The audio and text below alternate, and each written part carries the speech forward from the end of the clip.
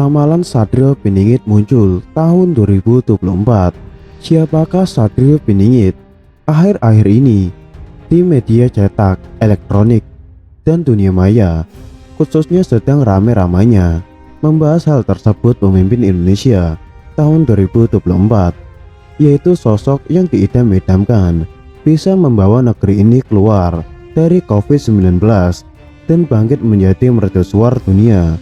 Referensi yang dipakai rata-rata bersumber dari manuskrip atau serat-serat kuno. Dalam khasanah budaya Jawa dikenal tiga satria. Yang pertama, Satrio Pinantito adalah tokoh panutan, pemimpin, berjiwa pendeta atau spiritual.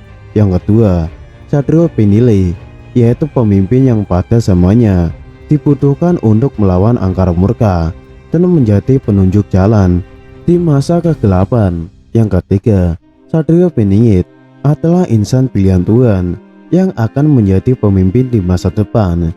Ciri-cirinya karismatik, adil, bijaksana, dan berani melawan tantangan pada zamannya.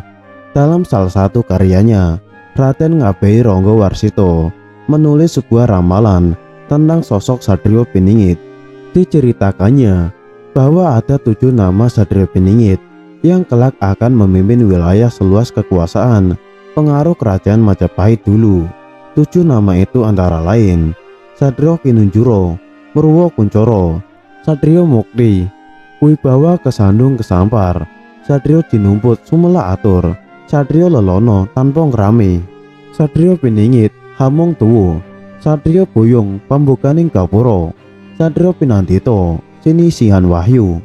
Meskipun dalam tulisan itu dicantumkan 7 nama Satrio Piningit, bisa jadi ketujuh nama itu tidak merujuk terhadap 7 orang yang berbeda. Meskipun ketujuh nama itu telah ramai ditafsirkan oleh banyak orang menjadi 7 orang yang berbeda-beda. Ketujuh nama Satrio yang diungkapkan oleh Ronggo Warsito itu mengandung makna yang tersembunyi, karena seperti biasa para bijak zaman dahulu tidak pernah mengungkapkan suatu pelajaran secara gamblang. Mungkin memang benar, setiap zaman akan muncul seorang satrio satu persatu seperti yang telah diramalkan. Namun, rasa ada yang tidak pas, karena dengan begitu, setelah ketujuh satrio telah merampungkan tugasnya, maka kita akan kehilangan sosok yang bisa menjadi pemimpin Nusantara ini. Jadi, ada baiknya kita coba menafsirkan ketujuh satria itu sebagai satu karakter yang utuh, tidak berpisah-pisah.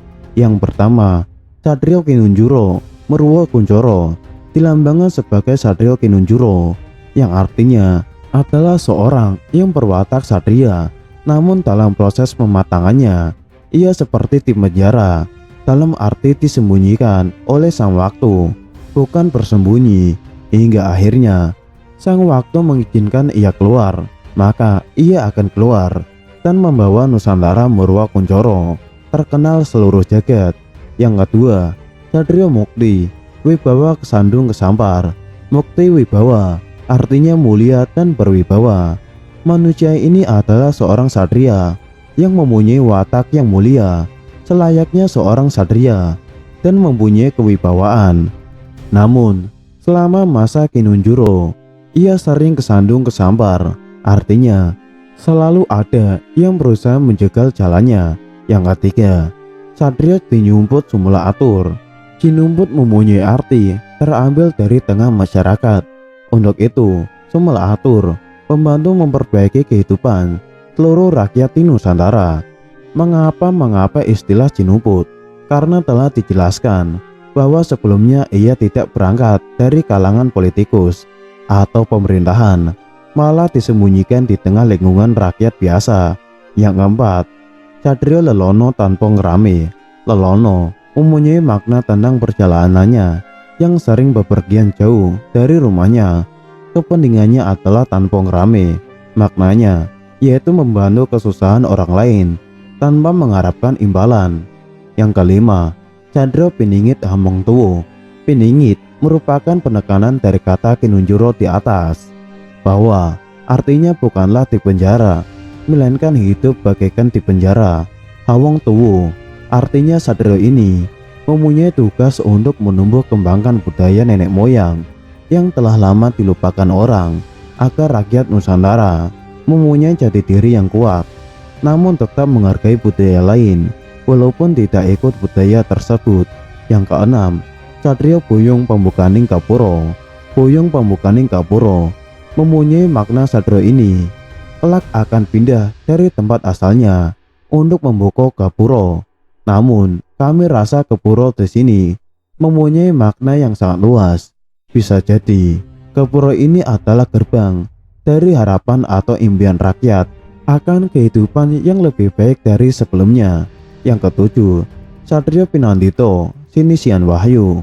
Pinandito bermakna bahwa Satrio ini akan memimpin bangsanya, sedangkan Sinisian Wahyu mempunyai makna bahwa dalam memimpin dan menentukan sikap, ia selalu memegang teguh seluruh pelajaran yang didapat selama masa gemblengnya dulu. Jika digabungkan menjadi satu, maka kita bisa simak sosok Satrio Piningit itu sebagai berikut. Satrio adalah sosok manusia yang benar-benar menjaga hukum kehidupan, pandang berbuat kesalahan, pun jika telah bersalah pasti ditebusnya. Menjadi seorang Satrio haruslah bisa menjadi manusia yang bermanfaat bagi alam sekitarnya, tidak memandang apa sukunya, agamanya, adat istiadatnya, hanya mementingkan kebaikan untuk seluruh alam, bisa menjadi pandu bagi bumi pertiwi, tauladan bagi sesamanya. Dalam masa persiapan menjalankan tugasnya, ia mendapatkan pelajaran tentang kebijaksanaan dan hikmah kehidupan. Itu bagaikan di penjara, disembunyikan oleh waktu, mendapat perintah untuk diam, tidak boleh terlihat menonjol di lingkungan sekitarnya. Ia adalah seorang yang mempunyai kemuliaan dan kewibawaan karena mengalir darah para raja dari berbagai bangsa, warisan dari leluhurnya, keturunan raja dari bangsa Cina, keturunan dari keluarga Muhammad Shallallahu Alaihi Wasallam, dan Ali bin Abi Thalib radhiyallahu anha, keturunan dari Sriwijaya, keturunan dari Majapahit, dan mempunyai hubungan sangat erat dengan keluarga Pajajaran. Ia dibesarkan di suatu tempat, tanah yang mempunyai sejarah besar Nusantara. Namun ketika remaja, ia berkelana ke arah barat dari tempat asalnya, melakukan semua hal yang bisa melepaskan derita seseorang, tanpa mengharap pujian atau imbalan. Walaupun selama perjalanan itu, ia selalu dijegal oleh orang-orang yang iri terhadapnya, hingga akhirnya ia telah kembali ke tempat asalnya untuk menumbuh kembangkan budaya tempat ia dilahirkan, mengasuh pemuda-pemuda yang datang kepadanya, mengajarkan hakikat kehidupan, dan tetap menolong sesama tanpa pamrih apapun. Kepulangannya inilah titik awal dari pelaksanaan tugas yang sesungguhnya, membuka gerbang impian rakyat akan hidup yang adil sejahtera.